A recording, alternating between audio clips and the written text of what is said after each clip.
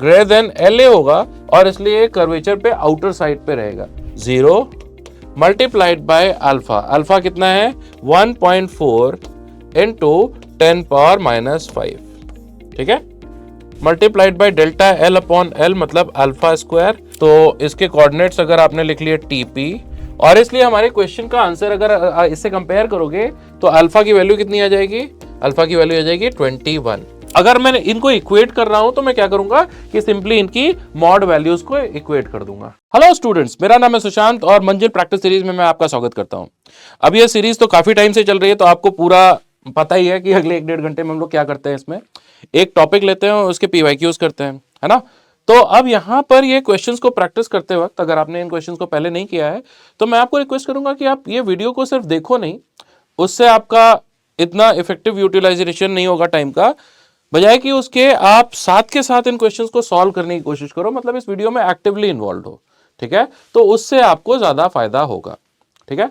तो चलो फटाफट शुरू करते हैं ये सीरीज के। आज का हमारा टॉपिक क्या है, थर्मल प्रॉपर्टीज ऑफ मैटर। तो थर्मल प्रॉपर्टीज ऑफ मैटर के हम क्वेश्चन देखने वाले हैं 30, ठीक है। तो जो पहला क्वेश्चन हमारे सामने है 24 जनवरी 2023 का, यह है question. Hole is drilled in a metal sheet at 27 degree the diameter of hole is 5 centimeter. When the sheet is heated to 177 degrees, the change in diameter of the hole is d into 10⁻³ centimeter. The value of d will be if coefficient of linear expansion of metal is, ठीक है।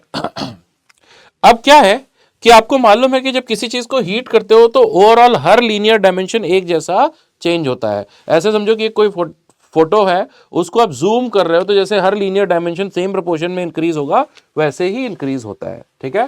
तो हम ऐसा बोल सकते हैं कि fractional change in diameter, fraction अगर डायमीटर एल है तो फ्रैक्शनल चेंज इन डायमीटर ये होता है alpha delta T.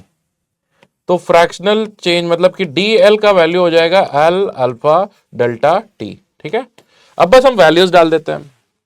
Diameter centimetre में है, ठीक है, तो ये हो गया 5, ठीक है। मैं सेंटीमीटर में ही रखता हूं क्योंकि फाइनल आंसर भी मुझे सेंटीमीटर में चाहिए।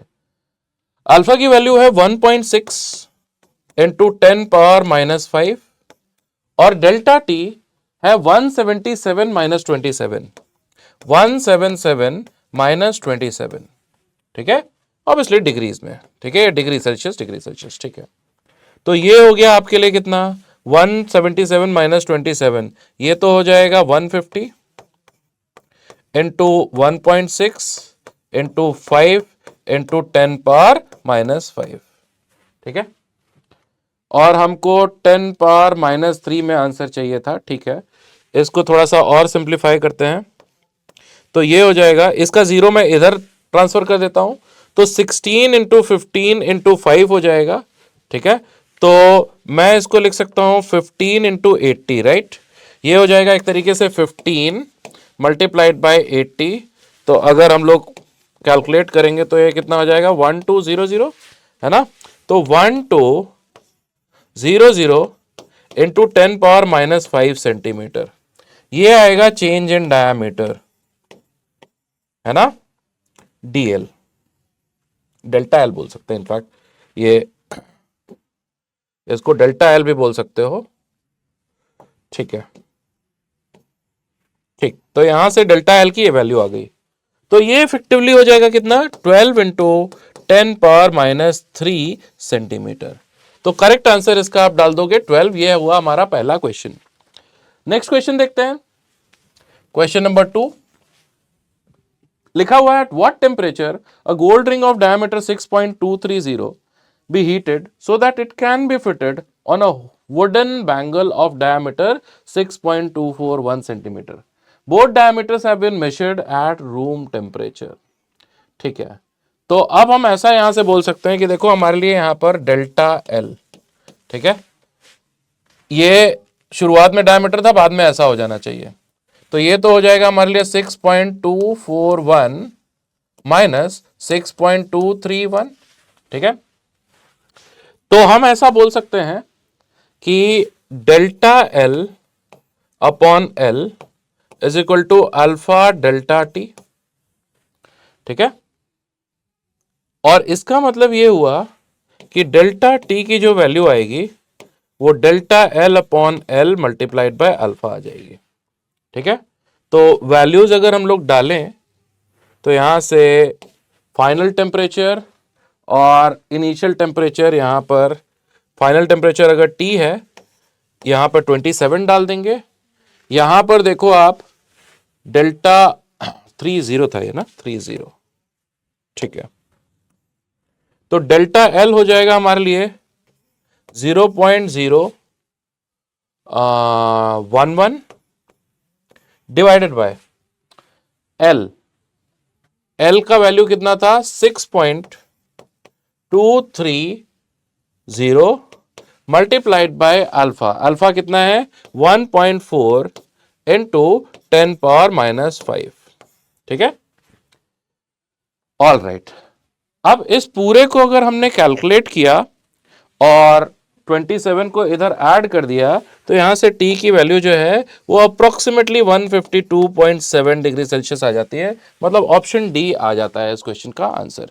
ठीक है, तो क्वेश्चन नंबर 2 का आंसर क्या हो जाएगा, ऑप्शन डी। ठीक है, क्वेश्चन नंबर 3 देखते हैं। A unit scale is to be prepared whose length does not change with the temperature and remains 20 centimeter using a bimetallic strip made of brass and iron each of different lengths. ठीक है, length of both components would change in such a way that difference between their length remains constant. All right, तो अगर मैं ऐसा बोल रहा हूं पहले वाले रॉड के लिए L1 क्या होगा,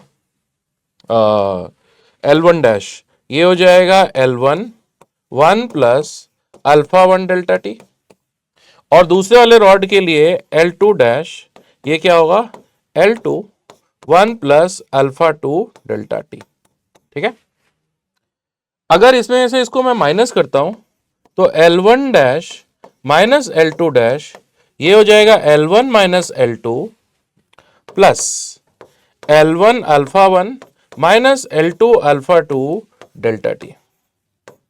अब देखो रॉड्स के बीच का रॉड्स का लेंथ का डिफरेंस सेम होना चाहिए। डिफरेंस सेम होने का क्या मतलब है बच्चों कि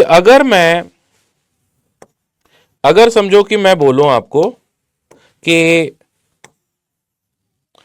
ये देखो ये L1 डैश और L2 डैश का डिफरेंस L1 और L2 का डिफरेंस के इक्वल होना चाहिए, ये वाला और ये वाला इक्वल होना चाहिए ना। तो यहां से हम लोग क्या बोल सकते हैं L1 alpha 1 should be equal to L2 alpha 2, है ना। ठीक है, तो अब हम लोग अगर देखें तो पहले वाले रॉड के लिए ब्रास के लिए 40 मल्टीप्लाइड बाय उसका alpha 1.8 into 10⁻⁵ is equal to दूसरे वाले रॉड के लिए अल्फा 2 1.2 इंटू 10⁻⁵ और इसका लेंथ L2 आयरन का। तो यहां से L2 जो आएगा वो 40 मल्टीप्लाइड बाय 1.8 अपॉन 1.2 मतलब 3/2 टाइम्स 40 का, जो कि कितना आ जाएगा 60 सेंटीमीटर। तो इसका करेक्ट आंसर हो जाएगा 60। क्वेश्चन नंबर 3 का आंसर 60 है ना। नेक्स्ट क्वेश्चन देखते हैं, क्वेश्चन नंबर 4। अब क्वेश्चन नंबर 4 में हमको लिखा हुआ है bimetallic strip consist of metal A and B. ठीक है, दो मेटल्स है A and B. It is mounted rigidly as shown. The metal A has higher coefficient of expansion compared to metal B. When bimetallic strip is placed in a cold bath, it will neither bend nor shrink, not bend but shrink, bend towards the left, bend towards the right. अब देखो इसमें होगा क्या ना कि ये दोनों rods का इनिशियल लेंथ सेम है, जिसका कोएफिशिएंट ऑफ एक्सपेंशन ज्यादा है जो कि A का है वो ज्यादा श्रिंक होगा for a given temperature change. अगर टेम्परेचर कम किया आपने तो ये ज्यादा श्रिंक होगा, है ना। ये ज्यादा श्रिंक होगा, ये कम श्रिंक होगा, तो इसलिए बेंडिंग कुछ इस तरीके की होगी। ये ऐसा ए हो जाएगा, ठीक है, ये स्ट्रिप ए हो जाएगी और ये ऐसा स्ट्रिप बी हो जाएगी। ठीक है, बी का लेंथ ज्यादा होगा, L be greater than L A होगा और इसलिए कर्वेचर पे आउटर साइड पे रहेगा, क्योंकि एक सेम टेम्परेचर रेंज के लिए ए श्रिंक ज्यादा होगा क्योंकि इसका अल्फा का वैल्यू ज्यादा है। तो ऐसा लेफ्ट साइड पे बेंड होगा ठीक है, लेफ्ट साइड पे बेंड होगा, इसलिए इसका ऑप्शन सी सही मार्क कर देना। ठीक है, bimetallic strips by the way आप कमेंट्स में बताना किस काम में आती है ये बायोमेटालिक स्ट्रिप्स का हम इस्तेमाल क्या करते हैं।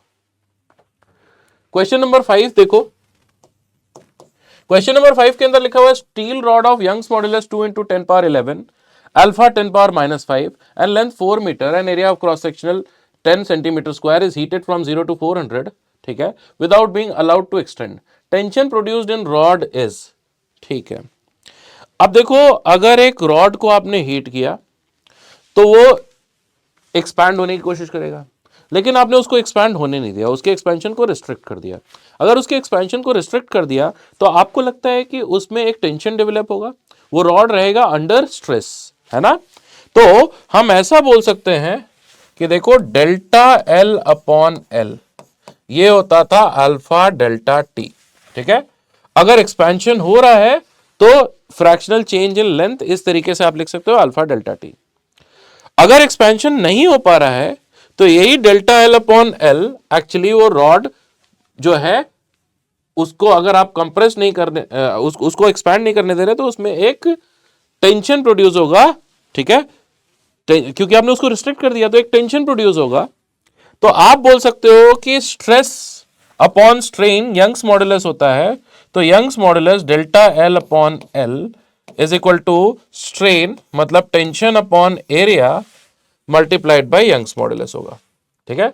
ये stress tension upon area divided by strain, Young's modulus होता था तो स्ट्रेन क्या होगा, tension upon area multiplied by Young's modulus, और यही हमारा हो जाएगा अल्फा डेल्टा टी। अब टी से टेंशन को भी डिनोट कर लिया तो इसको अल्फा डेल्टा थीटा लिख देता हूं ना, कंफ्यूजिंग नहीं रहेगा। टेम्परेचर को हम लोग थीटा से भी डिनोट करते हैं। ऑल राइट, बस अब यहां से टेंशन हम कैलकुलेट कर लेंगे, तो टेंशन कितना आ जाएगा, ए वाई अल्फा डेल्टा थीटा, ठीक है। वैल्यूज डालते हैं, y की वैल्यू 2 into 10 power 11, उसके बाद में एरिया पर आओ, एरिया कितना था, एरिया था 10 सेंटीमीटर स्क्वायर मतलब 10 into 10 का पावर -4 मीटर स्क्वायर, ठीक है। एरिया हो गया, यंग्स मॉडुलस हो गया, अल्फा की वैल्यू देखते हैं 10 पावर -5, ठीक है, और डेल्टा थीटा तो ये 400 डिग्री तक हीट किया आपने, तो ये आ गया 400, ठीक है। तो ये हो जाएगा हमारा 800 मल्टीप्लाइड बाय 10 के पावर जरा गिन लो, 12 होगा और यहां से 9, तो ये हो जाएगा हमारा 10 का पावर 12 - 9 मतलब कि 3, ठीक है। तो ये हो गया इफेक्टिवली 8 into 10 पावर 5 न्यूटन, है ना। तो टेंशन की वैल्यू इस केस में कितनी हो गई, 8 into 10 पावर 5 न्यूटन, ठीक है। तो इसमें हमारा आंसर हो जाएगा कितना इसका, 8, ठीक है। ऑल राइट, तो नेक्स्ट क्वेश्चन देखते हैं, क्वेश्चन नंबर 6। क्वेश्चन नंबर 6 के अंदर लिखा हुआ है area of cross section of a railway track is 0.01 metre square, temperature variation is 10 degree, coefficient of linear expansion of material of track is 10 power -5 per kelvin per degree Celsius, the energy stored per metre in the track is.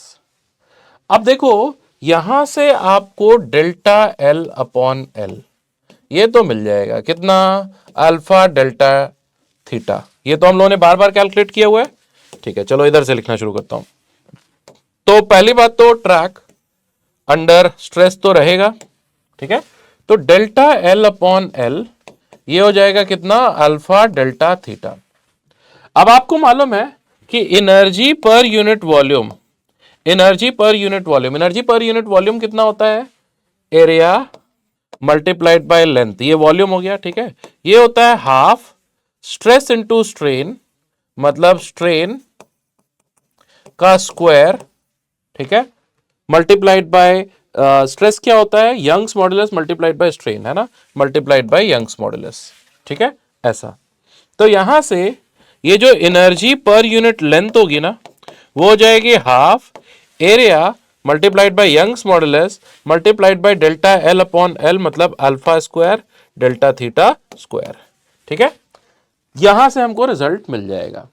ठीक है, चलो अब calculate करते हैं। तो energy per unit length, energy per unit length ये हमको calculate करना है। तो चलो वैल्यूज डालते हैं। सबसे पहले एरिया डाल रहा हूं मैं, ये है 10 पावर माइनस 2, है ना। फिर उसके बाद में यंग्स मॉडुलस, यंग्स मॉडुलस है 10 पावर 11। उसके बाद और क्या लिखना है, alpha square, alpha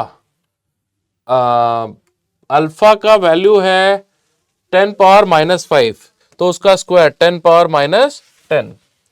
then delta theta का square, delta theta rise in temperature कितना है 10, तो ये 10 का स्क्वायर, तो हो जाएगा 10 स्क्वायर। और इस पूरे को आप किससे डिवाइड करने वाले हो, 2 से। ठीक है, तो आई थिंक ये 10 पावर माइनस 2 10 पावर 2 चला गया, 10 पावर माइनस 10 10 पावर 11, तो ये 10 होगा, 10/2 ये कितना हो जाएगा 5 जूल पर मीटर। सब कुछ मैंने ऐसा यूनिट में लिखा है, तो इसलिए इसका आंसर हो जाएगा 5। ठीक है, नेक्स्ट क्वेश्चन देखते हैं, क्वेश्चन नंबर 6। क्वेश्चन नंबर 6 में लिखा हुआ है two different wires having length L1 and L2 with respective temperature coefficient of linear expansion alpha 1 and alpha 2 are joined end to end, then the effective temperature coefficient of linear expansion is। देखो अगर दो wires हैं तो उनका total length कितना होगा, L होगा L1 plus L2। ठीक है, अच्छा टोटल इंक्रीज इन लेंथ कितना होगा, डेल्टा L, मतलब delta L1 plus delta L2, ये हो जाएगा हमारा L1 alpha 1 delta T plus L2 alpha 2 delta T, है ना। अब जो अल्फा इक्विवेलेंट होगा वो क्या होगा, delta L upon L multiplied by delta T. तो बस वैल्यूज डाल देते हैं, वैल्यूज डालेंगे तो डेल्टा L क्या होगा, L1 alpha 1 plus L2 alpha 2 delta T, और टोटल लेंथ कितना था कंपोजिट रॉड का, L1 प्लस L2, और नीचे एक और डेल्टा टी आ गया। ठीक है, तो यहां से अगर आप देखोगे तो डेल्टा टी और डेल्टा टी कैंसिल हो रहा होगा, तो इफेक्टिव अल्फा हमारे लिए कौन सा आ जाएगा, ऑप्शन डी। तो option D is the correct answer to this question. Question number 6 का करेक्ट आंसर ऑप्शन डी, है ना। क्वेश्चन नंबर 7, क्वेश्चन नंबर 7 में देखो,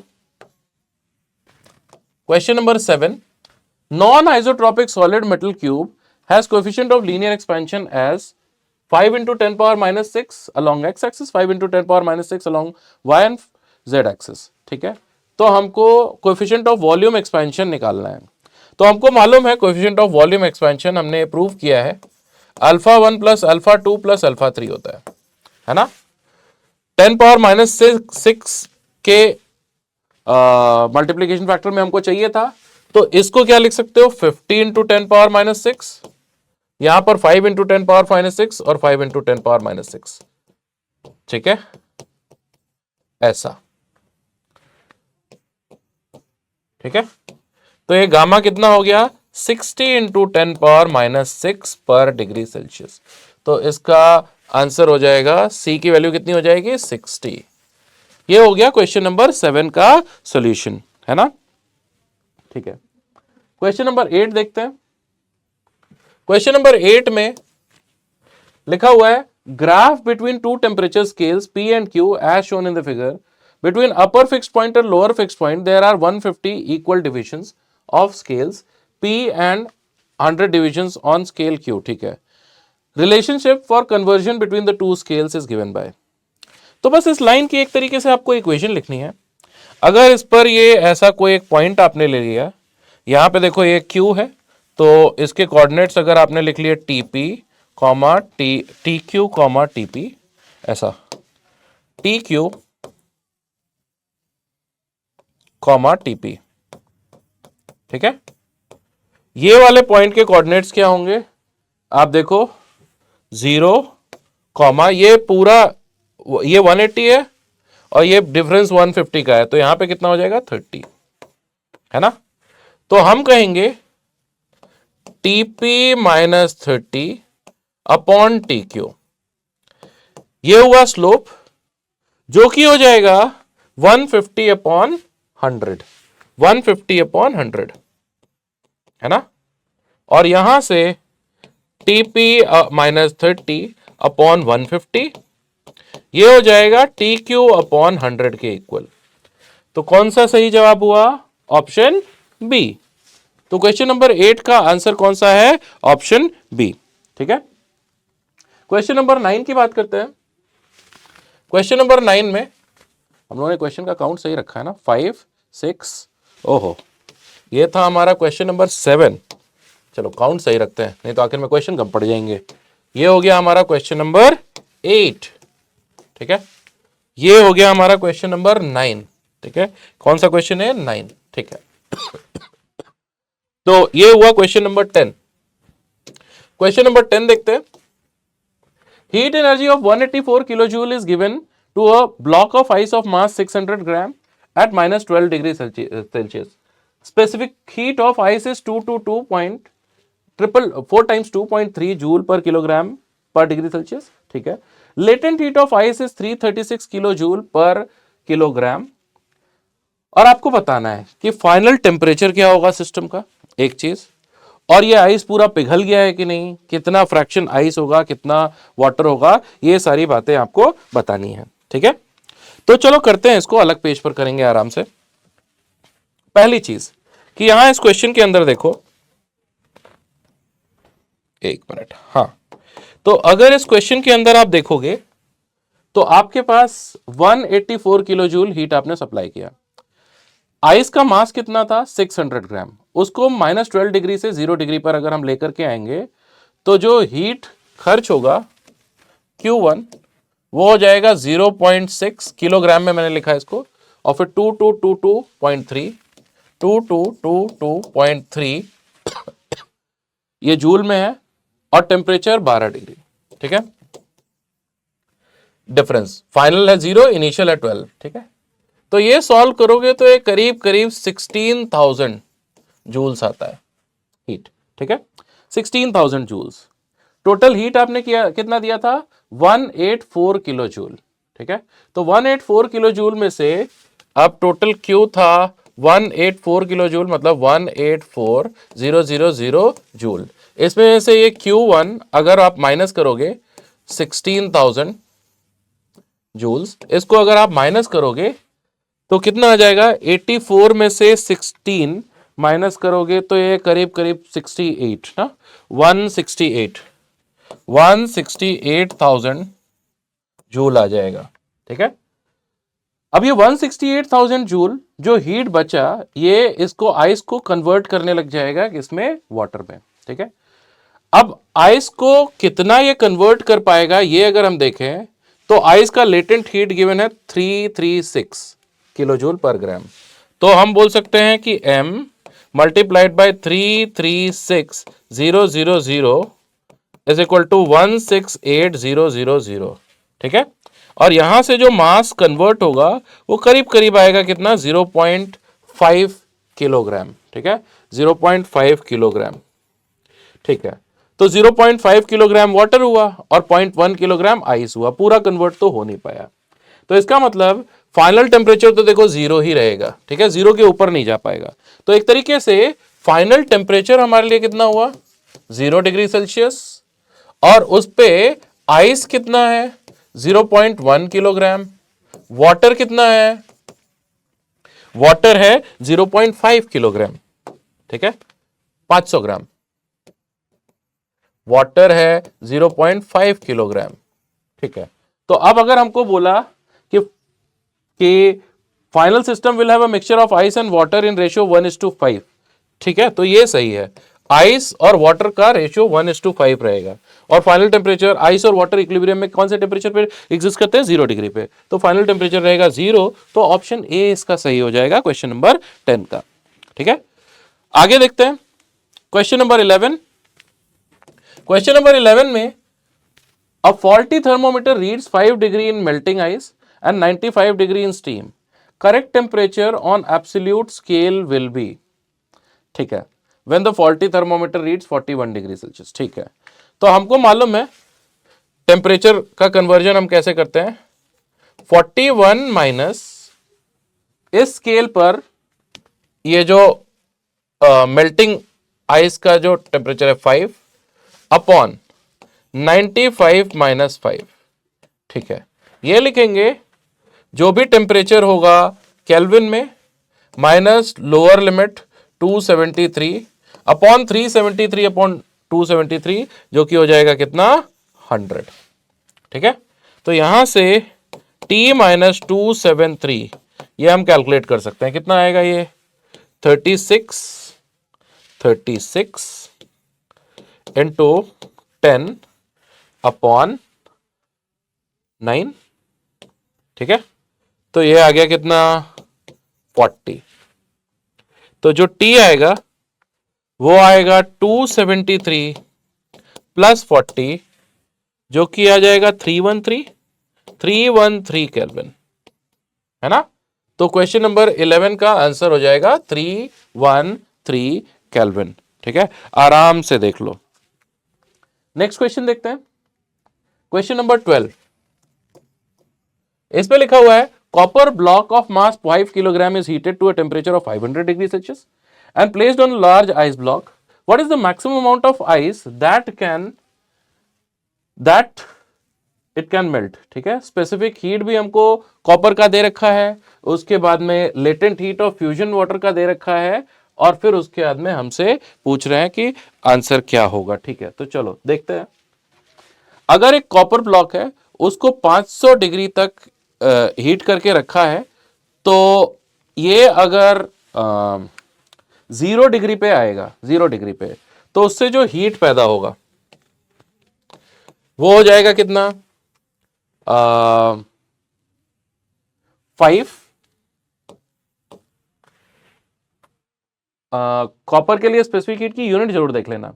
अब देखो यूनिट में क्या है, जूल पर ग्राम करके है, तो हम क्या करते हैं कि ये हो जाएगा 5000 कॉपर के लिए mass into specific heat 0.39 into delta T.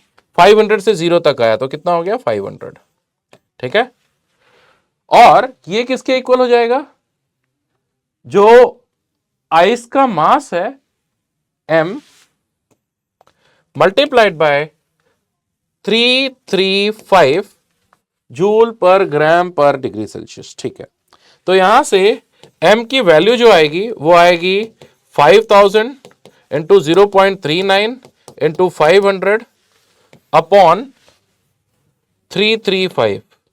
लेकिन ये जो भी आएगा वो आंसर किस में आएगा, इन ग्राम, ठीक है। और इसको किलोग्राम में बदलोगे तो ये आ जाता है करीब करीब 2.9 किलोग्राम के आसपास, 2.9 किलोग्राम के आसपास, मतलब ऑप्शन सी इसका सही आ जाता है आंसर, ठीक है, 12th का। आगे चलते हैं। अगला क्वेश्चन जो है वो है हमारा, ठीक है, ये रहा।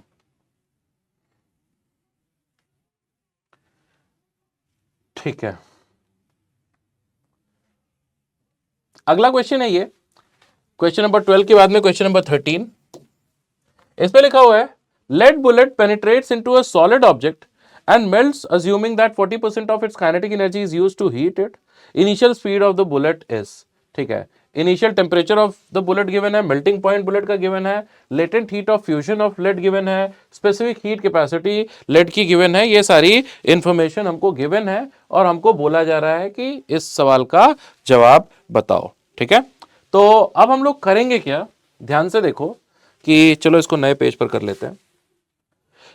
काइनेटिक एनर्जी जो भी थी हाफ mv², इसका 40% मतलब कि 0.4 टाइम्स, ये हो जाएगा m s delta T plus m multiplied bye l के equal, right. m s delta T वो हीट हुआ जो कि टेम्परेचर बढ़ाने में यूज हुआ, और ml उसको मेल्ट करने में, है ना। दोनों तरफ से m तो चला गया, तो यहां से v² जो होगा वो कितना आ जाएगा s delta T plus l, यहां पे 0.2 बचा रहेगा तो इसको 0.2 से डिवाइड कर देते हैं। चलो भाई देखते हैं। स्पेसिफिक हीट कितनी है 125, ठीक है, 125 तो ये हो जाएगा हमारा 125 इनटू डेल्टा टी कितना है देखो 327 माइनस 127 मतलब 200 प्लस एल एल कितना है 2.5 इंटू 10 पावर 4 2.5 इंटू 10 पावर 4 तो 25 ठीक है 25,000 अपॉन 0.2 ठीक है। ये देखो 125 का डबल कितना होगा 250 तो ये भी हो जाएगा 25,000 तो ये हो जाएगा 50,000 अपॉन 2 कर देते हैं और यहां एक जीरो और बढ़ा देते हैं। अरे वाह तो ये हो गया हमारा कितना 25 1 2 3 4 ठीक है ये हो गया v स्क्वायर। तो v की वैल्यू कितनी हो गई 500 मीटर पर सेकेंड। v की वैल्यू कितनी हो गई 500 मीटर पर सेकेंड ठीक है। तो इसका ऑप्शन बी सही हो जाएगा। आराम से देख लो। ये था हमारा क्वेश्चन नंबर 13 का सॉल्यूशन। अगले क्वेश्चन पर चलते हैं क्वेश्चन नंबर 14। क्वेश्चन नंबर 14 में लिखा हुआ है a geyser heats water flowing at a rate of 2 kilogram per minute from 30 degree to 70 degree ठीक है। If geyser operates on a gas burner the rate of combustion of fuel will be dash gram per minute ठीक है। और आपको heat of combustion की value given है और specific heat of water की वैल्यू गिवन है। ये सारी चीजें गिवन है ठीक है। तो अब अगर हीटर जो जो लिखा हुआ गीजर जो है ना वो पानी कितना गर्म कर रहा है 2 किलोग्राम पर मिनट पे ठीक है। तो 1 मिनट में कितना हीट रिक्वायर्ड है बताओ। 1 मिनट में जो हीट रिक्वायर्ड है वो 2 इंटू स्पेसिफिक हीट वाटर का इसको 2000 कर देते हैं ना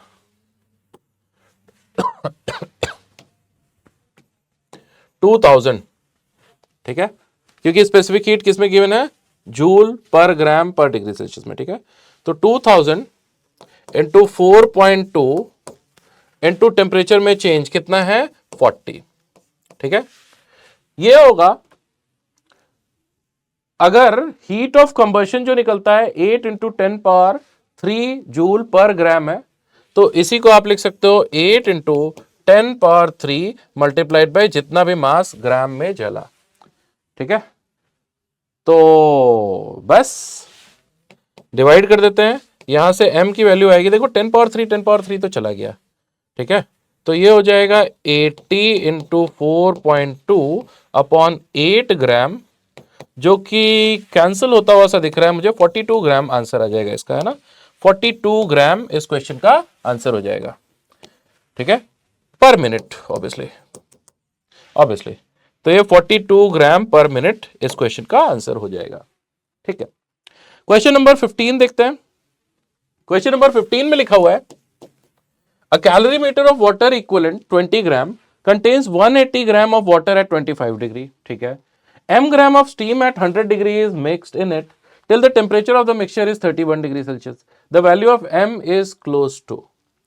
अब आप देखो अगर कैलोरीमीटर का वाटर इक्विवेलेंट 20 ग्राम है तो एक तरीके से कैलोरीमीटर को आप छोड़ दो। आप ऐसा मान लो कि उसकी जगह पे पानी ही 20 ग्राम आपके पास में है ठीक है। तो ओवरऑल वाटर कितना हुआ 20 ग्राम प्लस 180 ग्राम मतलब 200 ग्राम। तो 200 ग्राम मल्टीप्लाइड बाय 1 मल्टीप्लाइड बाय शुरू में पानी का टेम्परेचर कितना था 25 बाद में कितना हो गया 31 तो 31 माइनस 25 ठीक है प्लस m ग्राम स्टीम का था अगर ठीक है तो आप बोलोगे m ये तो हमारा हीट जो है वो अब्सॉर्ब हुआ ठीक है। अब जो हीट इवॉल्व होगा ठीक है वो कितना हो जाएगा माइनस m मल्टीप्लाइड बाय 540 ठीक है plus m into specific heat 1 और फिर ये डेल्टा टी 31 माइनस 100 ये हो जाएगा 0 है ना। तो यहां से m की जो वैल्यू आएगी वो आ जाएगी 200 multiplied by 6 divided by 540 plus 31 में से 100 माइनस करोगे तो ये कितना आ जाएगा, 69 आ जाएगा, है ना, 69। ठीक है, और यहां पर ये पूरी कैलकुलेशन में अगर इसको सॉल्व करोगे तो जो मास आएगा वो कौन सी यूनिट में आएगा, ग्राम में आएगा, है ना, ग्राम में। ठीक है, तो ये अगर हम लोग देखेंगे तो ये 600 से थोड़ा सा ज्यादा आ रहा है। ठीक है, तो ये करीब करीब जो क्लोजेस्ट वैल्यू यहां पर मुझे दिख रही है वहां से 2 आएगा आंसर इसका क्या। ठीक है, तो 2 इसका आंसर आ जाएगा ऑब्वियसली ग्राम में। ठीक है, 2 ग्राम लगभग लगभग। ठीक है, क्योंकि ये देखो ये 600 कुछ हुआ, 609 के आसपास हुआ। 609 को लगभग लगभग अगर मैंने 600 ले लिया तो 6/600 100 होगा और ये 2 आ जाएगा। तो क्लोजेस्ट आंसर जो आएगा इसमें ये 2 आएगा, एग्जैक्ट आंसर ये नहीं है, प्लीज आप ध्यान दो। ठीक है, क्वेश्चन नंबर 16 देखते हैं। m gram of steam at 100 degrees Celsius is mixed with 200 gram of ice at its melting point. A thermally insulated in a thermally insulated container, ठीक है, if it produces liquid water at 40 degrees Celsius, vaporization of water is 540 calorie per gram and heat of fusion of ice is 80 calorie per gram, then value of m is, ठीक है, m ग्राम steam का था तो हम बोलेंगे कि m ग्राम steam का जो होगा उसको 540, अगर वो कन्वर्ट होगा वाटर में तो कितना इससे हीट निकलेगा, m इंटू 540। ठीक है, प्लस वो जब आएगा नीचे 40 डिग्री पे तो फर्दर हीट निकलेगा कितना, m into 1 into mod value delta T का मतलब कि 60। ठीक है, ये होगा 200 ग्राम आइस जो कि मेल्टिंग पॉइंट पर था, वो जब कन्वर्ट हुआ तो उसमें हीट कितना लगा, 200 इंटू 80 प्लस अब ये 40 डिग्री पे आएगा तो 200 इंटू 1 इंटू 40। देखो इतना हीट खर्च हो गया आइस को 40 डिग्री पे लेके आने में, और ये वो हीट है जो स्टीम 40 डिग्री पे आया तो उससे निकला। ठीक है, प्लीज आप देखो कि अगर एक ही साइड पे मैं इन दोनों हीट्स को लिखता तो मैं क्या कहता कि हीट अब्सॉर्ब को पॉजिटिव और हीट इवॉल्व को नेगेटिव लिखता, है ना।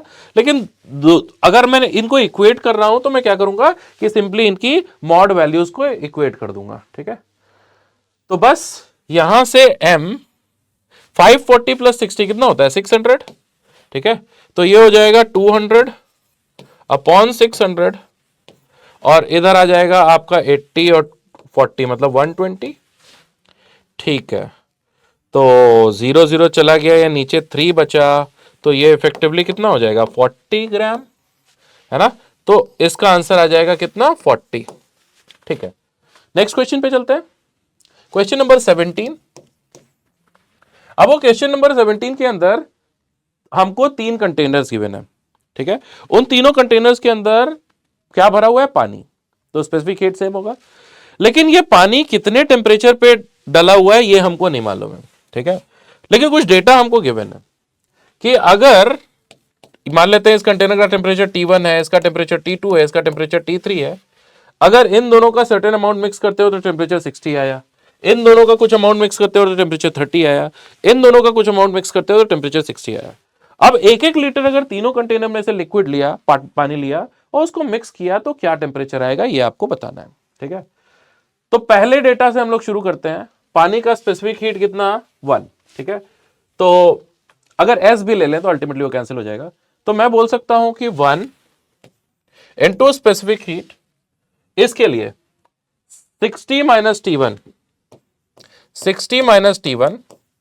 Plus 2 into specific heat 60 minus T2, ये 0 हो जाएगा। तो यहां से आपको S तो कैंसिल हो जाएगा, यहां से आपको क्या मिलेगा, यहां से आपको मिलेगा T1 प्लस 2 T2, ये हो जाएगा मेरे ख्याल से 60 और 2 टाइम्स 60 तो 3 टाइम्स 60 180। ठीक है, डिग्री सेल्सियस में आएगा ये। ऐसे ही दूसरी इक्वेशन में अगर आप देखोगे तो आप बोल सकते हो 1 इंटू स्पेसिफिक हीट, दूसरे बार में फाइनल टेम्परेचर कितना हुआ, 30, तो आप कहोगे 30 minus T2 plus 2 into specific heat of water, final temperature 30 minus T3, ये हो गया हमारे लिए कितना, 0। यहां से भी आपको T2 प्लस 2T3, ये कितना मिल गया 33 टाइम्स, मतलब कि 90। और तीसरे केस में अगर आप देखोगे तो 2 into S into 60 minus T1 plus 1 into specific heat into 60 minus T3, ये हो जाएगा 0। तो यहां से 2T1 प्लस T3, ये भी आ जाएगा 180 degree.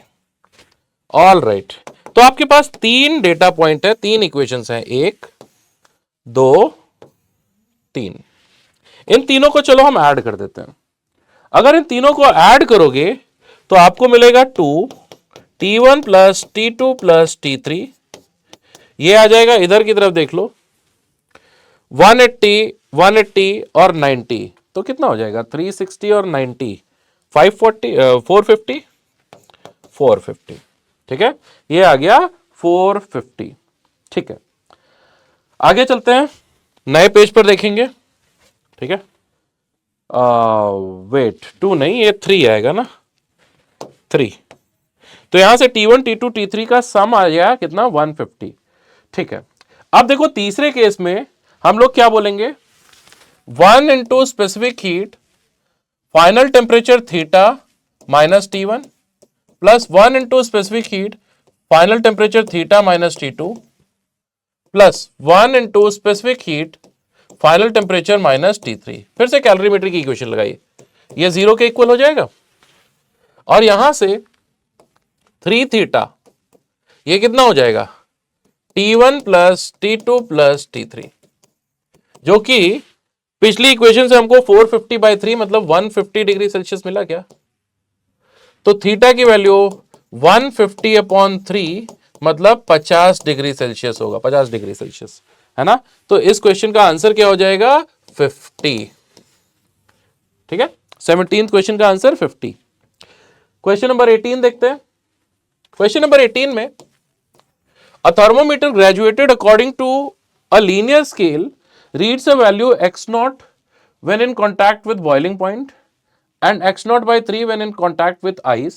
What is the temperature of an object in degree Celsius if this thermometer when in contact with the object reads x naught by 2? तो देखो यहां पर लेंथ जो है ना वो लीनियरली वेरी कर रही है टेम्परेचर के साथ साथ।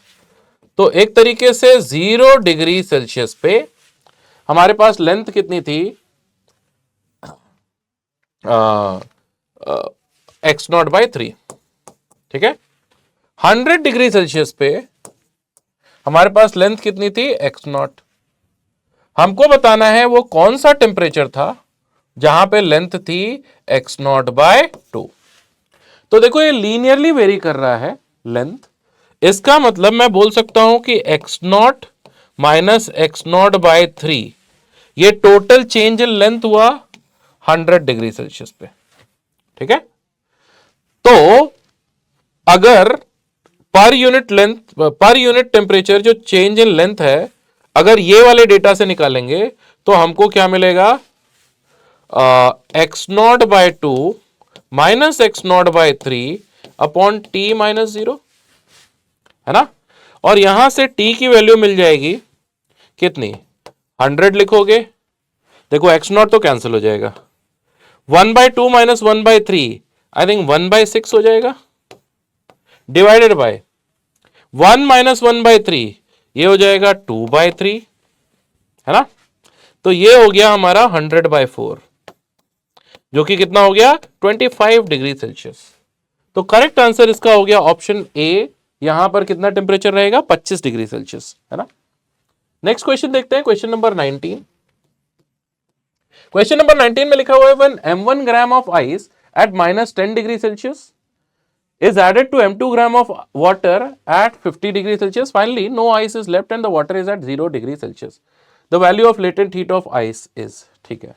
अब देखो अगर m1 ग्राम आइस लिया तो उसको जो हीट लगेगा 0 डिग्री पे पानी बनाने में वो होगा m1 multiplied by specific heat, वो कितना दिया हुआ है 0.5 into delta T, 0 minus -10, right, इस तरीके से।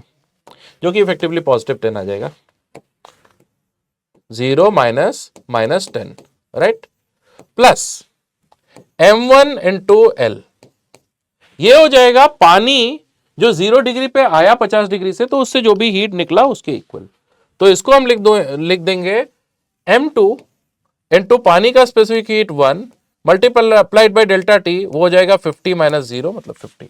ठीक है, तो यहां से अगर L की वैल्यू मुझे निकालनी है तो वो हो जाएगा 50m2 माइनस, ये हो जाएगा मेरे ख्याल से पॉजिटिव यहां पर, उधर जाके के माइनस 5m1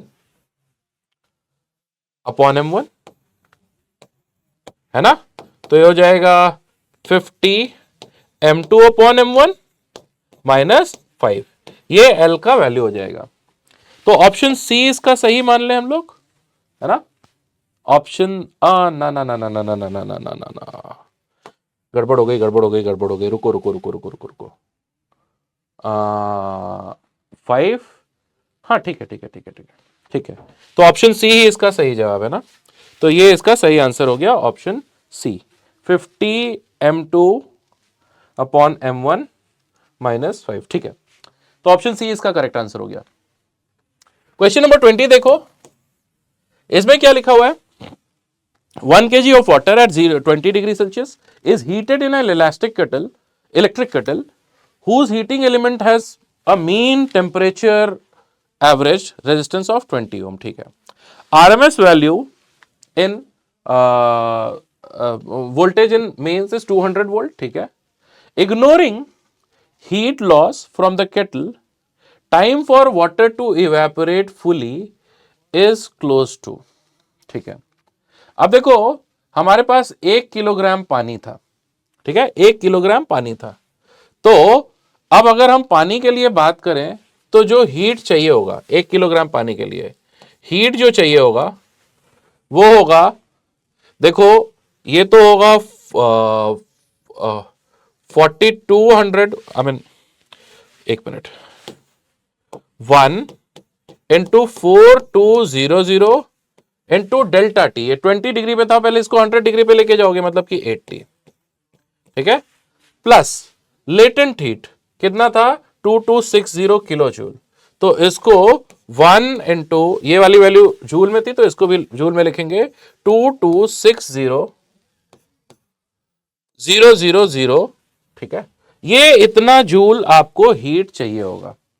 ठीक है, अब देखो पर यूनिट टाइम कितना जूल हीट मिल रहा है। पावर अगर हम देखें तो वो हो जाएगा v square upon are.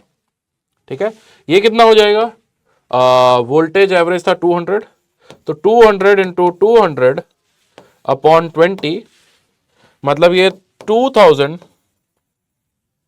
Joule पर सेकेंड था, है ना। तो यहां से टाइम इन सेकेंड अगर निकालोगे तो वो आ जाएगा कितना, इस पूरे h को पावर से डिवाइड कर दोगे। ठीक है, और इसी को अगर 60 से डिवाइड कर दोगे, ये आ जाएगा h upon P multiplied by 60। अगर आप ऐसा कर दोगे तो आपको ओवरऑल टाइम आ जाएगा किसमें, मिनट में। ठीक है, और ये जब निकालोगे तो ये 22 मिनट से थोड़ा सा कम आता है, एक्चुअली 21.6 मिनट के आसपास आता है, तो इसको 22 मिनट हम लोग मान लेते हैं। ठीक है, तो करेक्ट आंसर हमको मिल जाएगा ऑप्शन बी, इसको कैलकुलेट करके आराम से देख लेना। ठीक है, क्वेश्चन नंबर 21 देखते हैं। Ice at minus 20 degree is added to 50 gram of water at 40 degree. When temperature of mixture reaches 0 degree, it is found that 20 gram of ice is still unmelted. The amount of ice added to the water was close to। चलो मान लेते हैं m gram ice का था, तो m ग्राम पहले minus 20 degree से 0 degree पे लेकर के आओगे, तो उसके लिए m multiplied by specific heat ice का 2.1, ठीक है, multiplied by delta T. Delta T कितना हो जाएगा, 0 माइनस माइनस 20 मतलब कि 20। ठीक है, और फिर उसके बाद में 20 ग्राम आइस बचा ही हुआ था, तो मतलब कितना कन्वर्ट हो गया पानी में m-20 ग्राम। तो m-20 को आप 334 से मल्टीप्लाई कर दो। ये किस हीट के इक्वल होना चाहिए? जब वाटर जो है आपका 40 डिग्री से 0 डिग्री पे आया, तो ये हमारा हो जाएगा 50 मल्टीप्लाइड बाय पानी का स्पेसिफिक हीट 4.2, आइस का डबल होता है, और ये आपका 40 डिग्री से 0 डिग्री पे आया तो 40।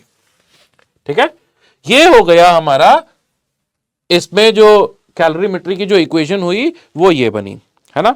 अच्छा, अब ये इक्वेशन अगर बन गई है तो अब उसके बाद में हम लोग इसको सॉल्व कर सकते हैं और m निकाल सकते हैं। इसमें एक ही अननोन है। इंटरेस्टिंग बात यह है कि 2.1 से मैं अगर डिवाइड करूंगा, ठीक है, 2.1 से, इनफैक्ट 4.2 से अगर मैं डिवाइड कर दूं ना, तो ये वाली वैल्यू 0.5 आ जाएगी और ये वाली वैल्यू 80 आ जाएगी। अगर मतलब कैलोरी पर ग्राम पर डिग्री सेल्सियस में अगर हम लोग देखें ना, ठीक है, तो इसको डिवाइड करके बड़े आराम से आप सॉल्व कर सकते हो और m की वैल्यू यहां से बहुत प्यार से 40 ग्राम आ जाती है। 40 ग्राम आइस था उसमें। ठीक है, ये है क्वेश्चन नंबर 21 का आंसर।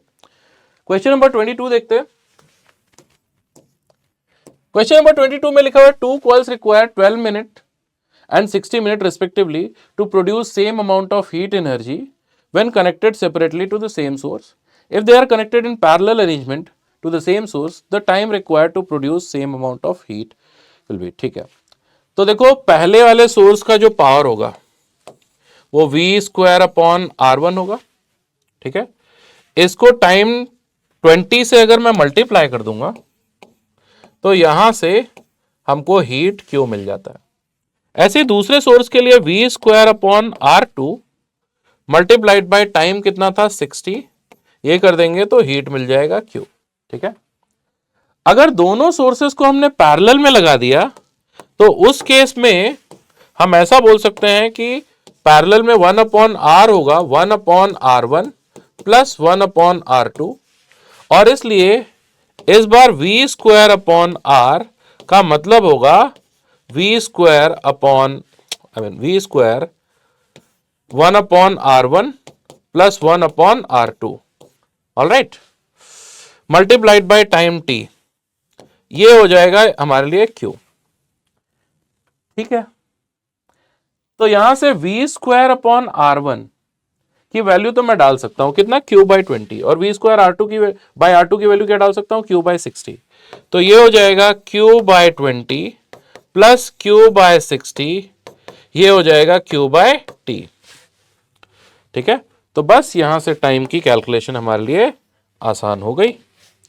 हम बोलेंगे T का वैल्यू हो जाएगा कितना,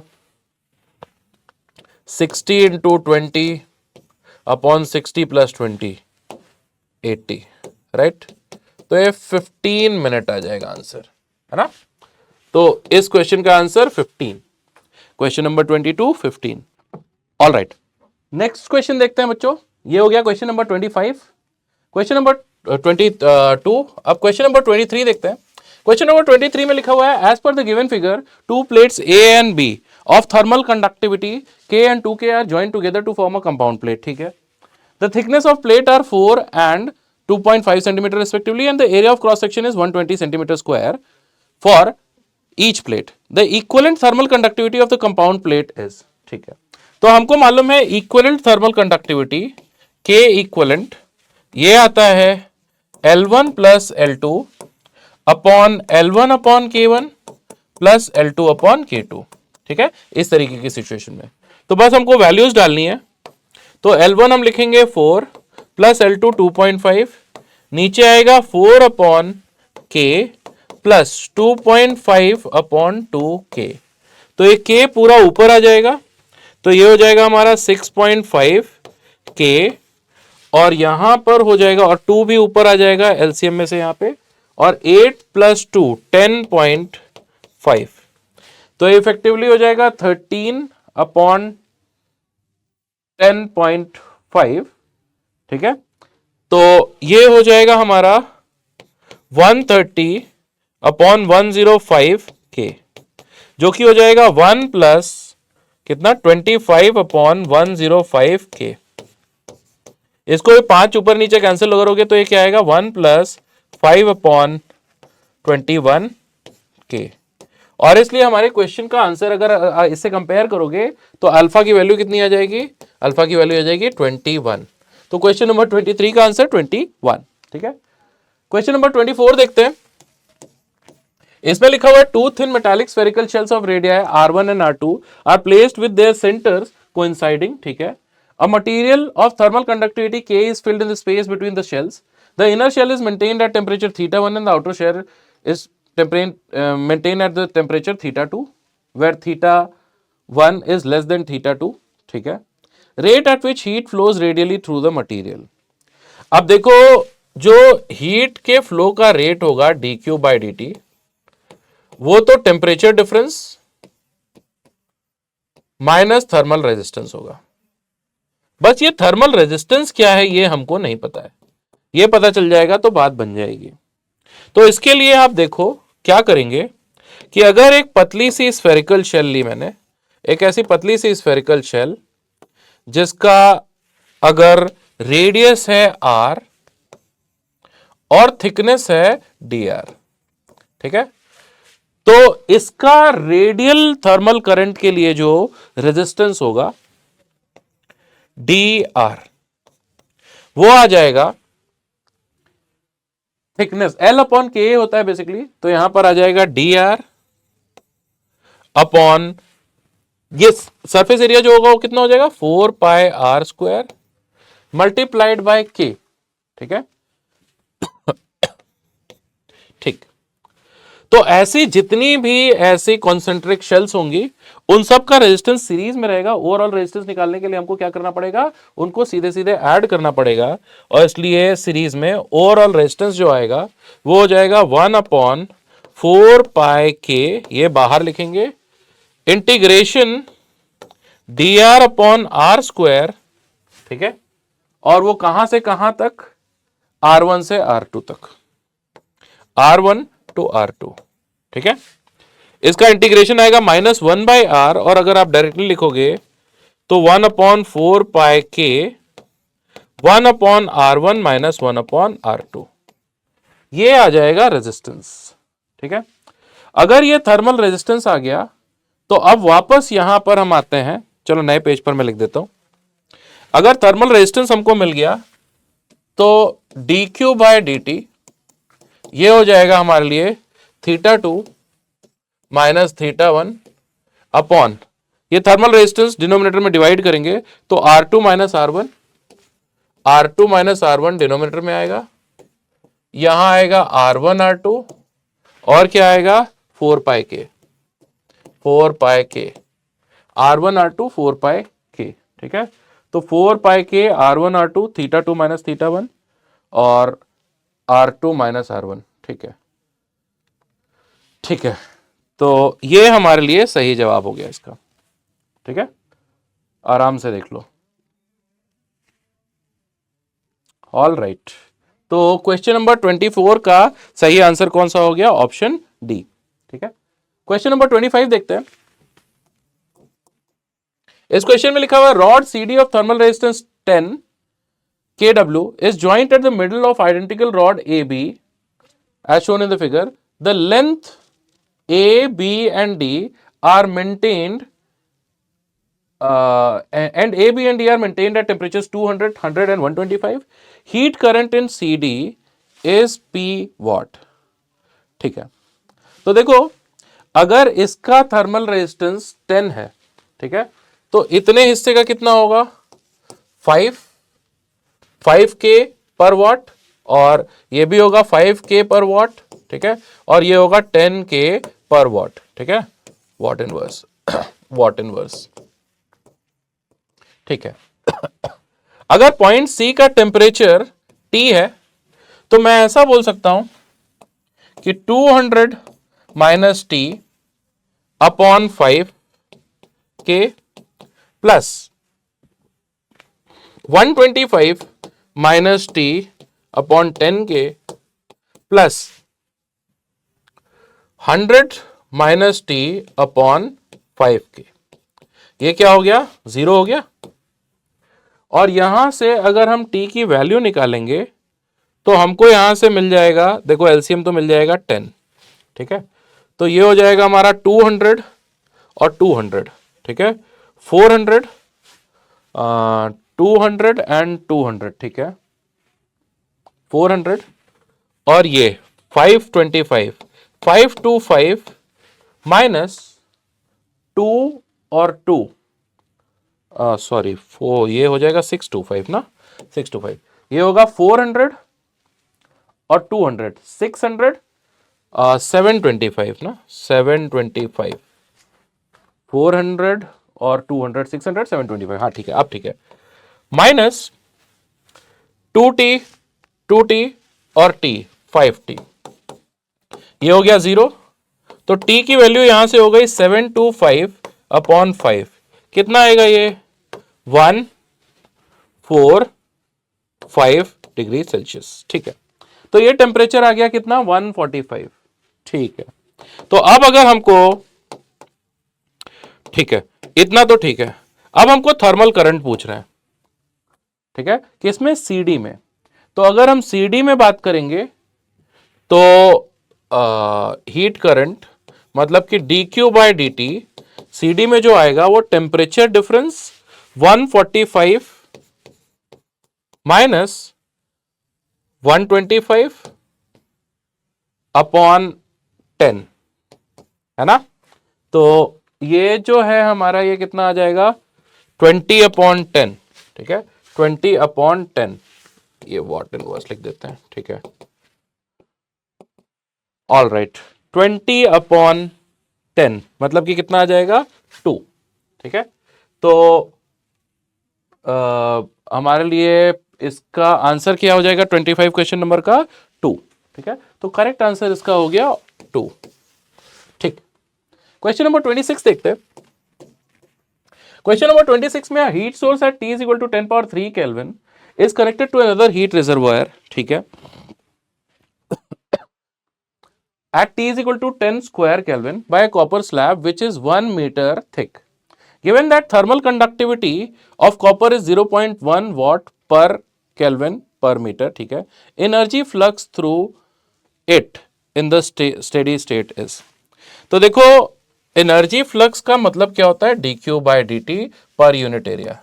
तो D Q by D T upon A होता है के डेल्टा टी अपॉन एल, ठीक है, यही होता है। तो बस वैल्यूज डालते हैं, तो कंडक्टिविटी की वैल्यू हो गई 0.1, डेल्टा टी हो जाएगा 1000 माइनस 100 डिवाइडेड बाय लेंथ कितना है 1 मीटर, ठीक है। तो ये हो गया मेरे के लिए 900 इंटू 0.1 मतलब कि हो जाएगा 90 वॉट पर मीटर स्क्वायर। तो करेक्ट आंसर हो गया इसका ऑप्शन ए, ठीक है। क्वेश्चन नंबर 27 देख लो। क्वेश्चन नंबर 27, इस पे लिखा हुआ है cylinder of radius r is surrounded by cylindrical shell of inner radius r and outer radius 2r. Thermal conductivity of material of inner radius is k1 and that of outer radius is k2. Assuming no loss of heat, effective thermal conductivity of the system for heat flowing along the length of the cylinder. अब देखो यहां पर cylinder जो था ना, इस तरीके का सिलेंडर था, कुछ ऐसा, ये ऐसा सिलेंडर बीच में और उसके मतलब दोनों तरफ ऐसा बीच, मतलब इसका क्रॉस सेक्शन अगर देखोगे तो ये बाहर वाला हिस्सा सिलिंड्रिकल शेल है और बीच में ऐसा कोर है सिलेंडर का, है ना। तो ऐसा अगर लेंथ के अलोंग हीट फ्लो हो रहा है तो ये एक तरीके से कैसा बन गए, ये पैरेलल कॉम्बिनेशन में है क्या, ठीक है। तो अगर ये आउटर सेक्शन का एरिया मैं बोल देता हूं A1, इनर सेक्शन का एरिया A2, दोनों का लेंथ है L, ठीक है। तो अगर इनर सेक्शन का कंडक्टिविटी है K1 और आउटर सेक्शन का K2, तो देखो R इक्विवेलेंट पैरेलल कॉम्बिनेशन है, वो तो होगा R1 R2 upon R1 plus R2, ठीक है। या ऐसा मैं बोल देता हूं 1 upon R equivalent is equal to 1/r1 plus 1/r2।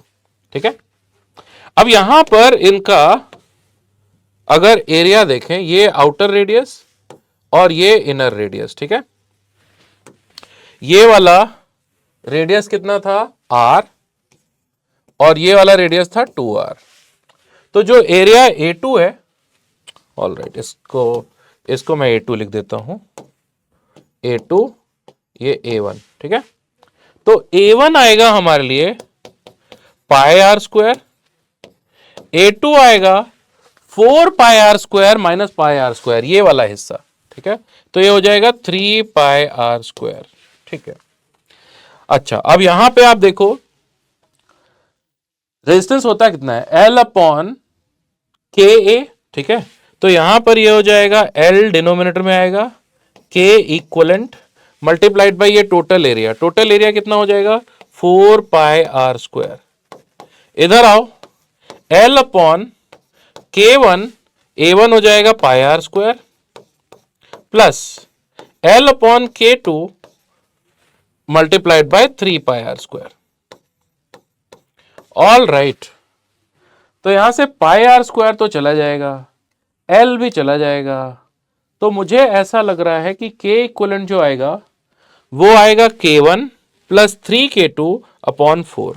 ठीक है, यहां से हमको K इक्वलेंट कितना मिलेगा, K1 प्लस 3K2 अपॉन 4। ठीक है, तो ये हो जाएगा हमारे इस सवाल का सही जवाब। ठीक, तो इसका आंसर हो जाएगा ऑप्शन डी। आराम से देख लो, ये था क्वेश्चन नंबर 27। क्वेश्चन नंबर 28 देखते हैं। क्वेश्चन नंबर 28 सिंपल, आप इसको ओम्स लॉ का क्वेश्चन कह सकते हो। इसके अंदर लिखा हुआ है two materials having coefficient of thermal conductivity 3K and K, thickness D and 3D are joint to form a slab. Temperature of outer surfaces are θ1 and θ2, then temperature of inner temperature at the interfaces. तो मान लो इसका thermal resistance है R1 और इसका thermal resistance है R2। तो अगर इसमें थर्मल करंट देखेंगे तो θ2 minus θ1 upon R1 plus R2 आएगा। ठीक है, अगर ये इंटरफेस का टेम्परेचर थीटा है तो सिर्फ इतने हिस्से के लिए भी थर्मल करंट उतना ही होना चाहिए, तो इसी को मैं θ2 माइनस थीटा अपॉन R1 लिख सकता हूं। क्लियर है, तो बस यहां से θ2 माइनस थीटा, ये हो जाएगा θ2 minus θ1 multiplied by R1 divided by R1 plus R2। अब चलो R1 और R2 लिखते हैं। R1 क्या होगा, R1 होगा D upon 3KA, right, L upon KA होता है ना, D upon 3KA। Cross sectional area तो दोनों का सेम ही दिख रहा है। R2 क्या हो जाएगा, R2 हो जाएगा 3D अपॉन KA, है ना। तो यहां से R1 upon R1 plus R2 क्या हो जाएगा, देखो ये हो जाएगा R1, ऑल राइट, एक minute, R1 upon R1 plus R2। अब जरा इसको कैलकुलेट करते हैं, तो D अपॉन K तो मैं कॉमन लेके कैंसिल कर दूंगा। R1 आएगा 1/3 और डिनोमिनेटर में आएगा 1/3 प्लस 3। ठीक है, तो ये इफेक्टिवली जो हो गया ना वो आया 1/10। ठीक है, 1/10। तो बस अब इतने में हमारा काम बन जाएगा। हम लोग ये वैल्यू डाल देते हैं यहां पर, हम बोलेंगे θ2 minus theta is equal to θ2 minus θ1/10। तो थीटा जो होगा वो θ2, ये पूरे को उठा के इधर माइनस करोगे तो ये कितना आ जाएगा 9θ2 प्लस θ1/10। ठीक है, 9θ2 प्लस θ1/10। और ऐसा कौन सा आंसर है, ऐसा एक ही आंसर दिख रहा है मुझे, ऑप्शन बी। तो ऑप्शन बी सवाल का सही जवाब हो गया। बच्चों ये वाला पेपर अगर आप थर्मो का देख रहे हो तो इसमें आप देख रहे हो कि थोड़ा सा बड़ी क्लोज कैलकुलेशंस है, थोड़ा सा अगर आप ध्यान से नहीं करोगे ना तो गड़बड़ हो जाएगी, है ना। एनीवेज 28 के बाद में 29 देख लेते हैं। अभी क्वेश्चन नंबर 29 में हमको बोल रहे हैं कि टेम्परेचर डिफरेंस बताओ पी क्यू पॉइंट के बीच में, ठीक है, पी क्यू पॉइंट के बीच में टेम्परेचर डिफरेंस बताओ। अब ये पी क्यू पॉइंट के बीच में टेम्परेचर डिफरेंस बताने के लिए आप बिल्कुल इसको बड़े आराम से ध्यान से देख सकते हो। ये वाला हिस्सा, ये लेंथ L/2, अगर इस हिस्से का रेजिस्टेंस को मैंने R बोला तो ये R/2 और यहां पर 3R/2, ठीक है। तो चलो इसको नए पेज पर करते हैं। एक तरीके से हमारे पास सिचुएशन ऐसी है, यहां पर है R/2, उसके बाद में ये रहा R, फिर ऊपर है 3R/2 और यहां पर फिर से R/2, ठीक है। ऑल राइट, ये मैंने थर्मल रेजिस्टेंसेस लिखे हैं। पॉइंट ए और पॉइंट बी का टेम्परेचर डिफरेंस हमको गिवन है, ठीक है। पॉइंट ए और पॉइंट बी का टेम्परेचर डिफरेंस हमको गिवन है, ठीक है, ए बी, ठीक है। तो यहां से अगर थर्मल करंट आई जाएगा तो I is equal to t a minus t b upon r equivalent. यहां पर आर इक्वलेंट की वैल्यू अगर आप देखना चाहते हो तो देखो आर और ये L/2 प्लस एल, हाँ ठीक है, 3R/2, तो ये तो हो जाएगा R into 3R/2 upon r plus 3R/2, ठीक है। तो ये इफेक्टिवली हो जाएगा 3R/2 upon 3/2 plus 1 plus R, ठीक है। कितना आया ये आ जाएगा मेरे ख्याल से, यहां पे तो हो जाएगा 3/5 और ये 8R/5, ये हो गया R इक्वलेंट। और इसलिए I की वैल्यू आ गई, कितनी आ गई? I की वैल्यू आ गई temperature difference t a minus t b upon 8R multiplied by यहां पर 5 कर देता हूं, ठीक है। अब ये I देखो दो पार्ट्स में डिवाइड हो रहा होगा। अगर इधर I1 जा रहा है और इधर I2 जा रहा है तो हमको मालूम है कि पहली बात तो I1 प्लस I2 I होगा, और दूसरी बात I1 multiplied by R, this should be equal to 3/2R multiplied by I2। तो I2 की वैल्यू क्या, 2/3 I1 इधर डाल सकते हैं, जैसे करंट हम डिवाइड करते हैं, इलेक्ट्रिक करंट, ठीक है। मैं पूरा सॉल्व कर रहा हूं, इतने की जरूरत नहीं थी वैसे, ठीक है। तो यहां से हो जाएगा I1 प्लस 2/3 I1, ये I के इक्वल हो जाएगा, ठीक है। तो I1 की वैल्यू जो आएगी वो कितनी आ जाएगी, 3/5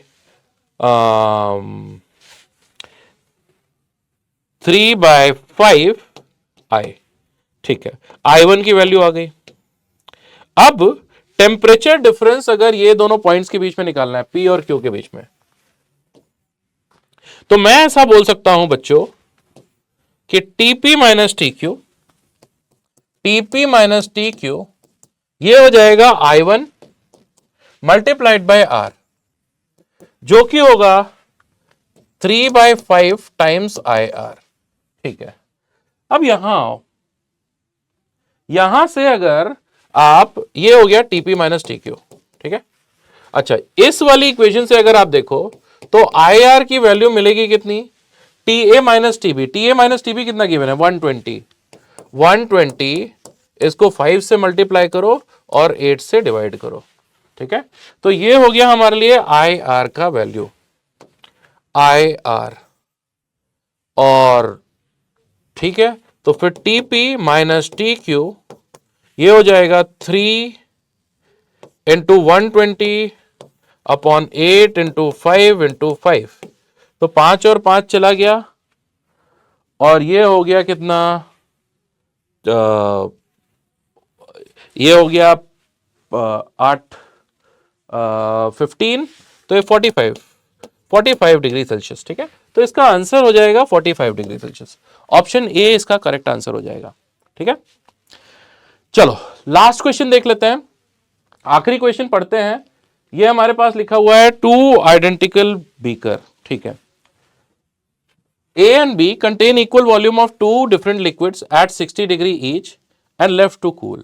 Liquid in A has density of 8 into 10 square and specific heat of 2000 joule per kilogram per Kelvin, while liquid B has density and specific heat की वैल्यू given है. Which of the following best describes their temperature versus time graph schematically? Assume the emissivity of both the beakers to be same. ठीक है, अब इस question को करने के लिए देखो, ये हमारे लिए basically Newton's law of cooling का क्वेश्चन है. आपको मालूम है कि dq बाय dt ये हो जाता है रेट ऑफ कूलिंग. ये क्या होता था, E into sigma then A then T power 4 minus T naught power 4, Stefan Boltzmann law से. ठीक है, अगर T minus T naught is equal to delta T, ये स्मॉल है, तो इन दैट केस हम ऐसा बोल सकते थे कि इसको हम ऐसा लिखेंगे E सिग्मा A, ध्यान से देखना, T नॉट पावर 4 कॉमन ले लेंगे. ठीक है, इसको ऐसा लिख लेंगे कि T की value T not plus delta T, तो T not plus delta T का पावर 4 माइनस T नॉट का पावर 4, ये हो जाएगा माइनस dq बाय dt. ठीक है, ऑल राइट. अब क्या करो, T नॉट का पावर 4 को कॉमन ले लो, तो E sigma A T naught power 4 बाहर ले लिया, अंदर आ जाएगा 1 plus delta T upon T naught power 4 minus 1, और ये हो गया माइनस dq बाय dt. आगे सुनो, Q is equal to ms dt होता है, तो ये हो जाएगा minus ms change in temperature as a function of time dt by dt. ये हो जाएगा इधर की तरफ E sigma A T nought का पावर 4, बायनोमियली इसको एक्सपैंड करोगे तो 4 delta T upon T nought आ जाएगा, प्लस 1 माइनस 1 कैंसिल हो जाएगा, तो यहां से rate of cooling dt upon d small t minus sign के साथ में ये आ जाता है E sigma A T nought का power T nought cube upon ms multiplied by T minus T nought. अब देखो, ये पूरा जो कांस्टेंट आया ना, ये पूरा constant Newton's law of cooling वाला कांस्टेंट, ये constant C proportional to 1 upon ms है, mass multiplied by specific heat. अब इसको अगर मैं इसको इधर और इधर लेकर के आऊंगा, इंटीग्रेट करूंगा, तो ये बेसिकली क्या आएगा, T is equal to initial temperature plus exponentially decreasing function. तो दोनों ही केसेस में ग्राफ तो ऐसा एक्सपोनेंशियली डिक्रीजिंग आना चाहिए. इसको इंटीग्रेट करूंगा तो ग्राफ कैसा आएगा, एक्सपोनेंशियली डिक्रीजिंग. अब ग्राफ में अगर ms की वैल्यूज हम कैलकुलेट करें, तो लिक्विड A के लिए जो हमारा डेंसिटी है, ठीक है, और स्पेसिफिक हीट है, ठीक है, आइडेंटिकल है, तो वॉल्यूम सेम ही है. ठीक है, तो बस density multiplied by specific heat calculate कर लेते हैं. तो रो ए मल्टीप्लाइड बाय एस ए, ये कितना होगा, 8 इंटू 10 पावर 2 मल्टीप्लाइड बाय 2000. ठीक है, रो बी एस बी, ये कितना होगा, लिक्विड बी के लिए 10 मतलब कि 10 क्यूब इंटू 4000. ठीक है, तो ये हो गया हमारा, ये कितना हो गया, 4 इंटू 10 पावर 6, और ये कितना हो गया 8. ये वाली वैल्यू अगर हम देखेंगे तो ये कितनी हो गई, 10 पावर 5 16, 1.6 इंटू 10 पावर 6 है ना. तो ए के लिए वैल्यू छोटी, ठीक है, ए के लिए वैल्यू छोटी है, तो इसलिए इसका अप्रोप्रिएट आंसर जो होगा वो ये वाला हो जाएगा, ऑप्शन ए. ठीक है, क्योंकि अल्टीमेटली वो एक्सपोनेंशियल टर्म में अगर आप इंटीग्रेट करोगे तो स्लोप में यही वाला टर्म आएगा. ठीक है, तो बस ये था हमारा क्वेश्चन नंबर 30, और आज के लिए इतना ही. Thank you so much. बस इस वीडियो में इतना ही, बाकी अगली बार मिलते हैं अगले टॉपिक पे, तो उस पर डिटेल में बात करेंगे. ठीक है, थैंक यू सो मच.